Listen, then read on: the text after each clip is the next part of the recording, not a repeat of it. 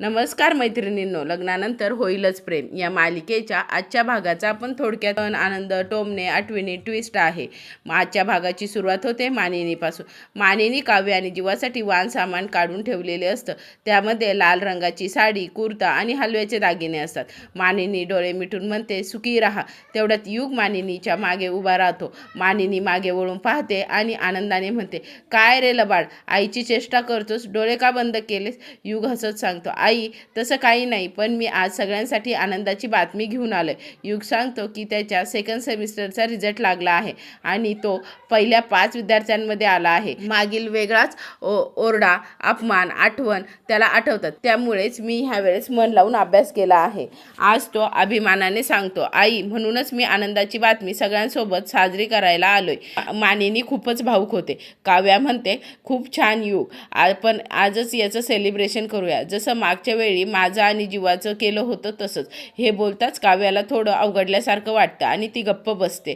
मानिनीला प्रसंग आठवते. असू दे, सेलिब्रेशन होणारच. युग घरी आलाय म्हणजे आनंद व्हायलाच हवा. दुसऱ्या बाजूला आपण पाहतो की नंदिनी देशमुखांच्या घरात पाऊल ठेवते. हे घर तिला खूप मिस झालेलं असतं. एक पाऊल टाकताना तिच्या चेहऱ्यावर आनंद असतो. सगळ्यांचं लक्ष नंदिनीकडे जातं. मानिनी धावत येते आणि नंदिनी असं म्हणते. काव्या धावत जाऊन नंदिनीला मिठी मारते. ताई, तू आलीस, किती आनंदाची गोष्ट आहेस ही. मानिनी म्हणते, मला वाटलं तू कायमची घरी आली आहेस, पण हरकत नाही, एक दिवस नक्की येशील, माझ्या जीवावर पूर्ण विश्वास आहे. नंदिनी शांतपणे उत्तर देते, आई गैरसमजात राहू नका, जिथे जास्त विश्वास असतो तिथेच जास्त वेदना मिळतात. मानिनी म्हणते, वाट जितकी लांब फळ तितकंच गोड, माझं जीवावर विश्वास आहे. रम्या आणि वसू जीवाची अस्वस्थता सांगतात. थंडी, ब्लॉक, गार्डनमध्ये अंघोळ, वॉचमनचा डबा. रम्या म्हणते, तो कसं ठीक असेल नंदिनी. वसू मात्र नंदिनी आणि पार्थचं कौतुक करत असते. इतकं होऊनही त्यांना जीवाला आणि काव्याला माफ केलेलं असतं. नंदिनी रम्या वसूसमोर उभी राहते. ती म्हणते, पार्थ आणि माझं लग्न ठरलं होतं, आम्हीही स्वप्न पाहिले होते. फरक एवढाच की आम्ही उघड भेटायचो, जीवा आणि काव्या लपून भेटायचे. तरीही आम्ही आमचं नातं स्वीकारलं. आजही आमची वाट पाहत आहेत. ती तिळगुळाला पोळी वसूच्या तोंडात भरवते. तिळगुळ खा, गोड बोला, असं म्हणते. मानिनी म्हणते, शहाण्याला शब्दांचा मार पुरेसा असतो. पार्थ काहीच बोलत नाही, तो फक्त काव्याकडे पाहत राहतो. दुसरीकडे शारदा जीवाला तिळगुळाची पोळी देते आणि घराच्या चाव्या त्याच्या हातात देते. थोडा वेळ आम्ही बाहेर जातो, हे करायचं ते करून टाका, जे करायचं ते करून टाका, असं म्हणते. जीवा आनंदी होतो.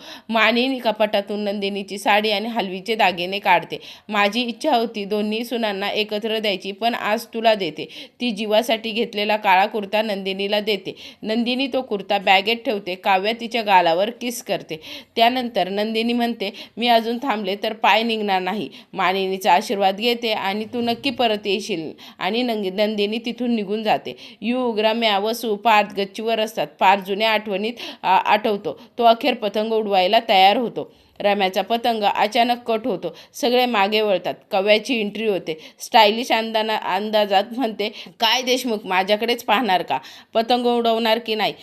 ती डोळा मारते आणि म्हणते, आओ ना फिर. आता नेमकी पुढच्या भागामध्ये जीवानंदिनीची भेट कशी होणार? काव्याचं गुप्त प्लॅन काय असणार? प्रेम, सरप्राईज, भावनाचा मोठा स्फोट कसा होणार? डेली एपिसोडसाठी माझ्या चॅनलला लाईक, सबस्क्राईब, शेअर करा. थँक्यू.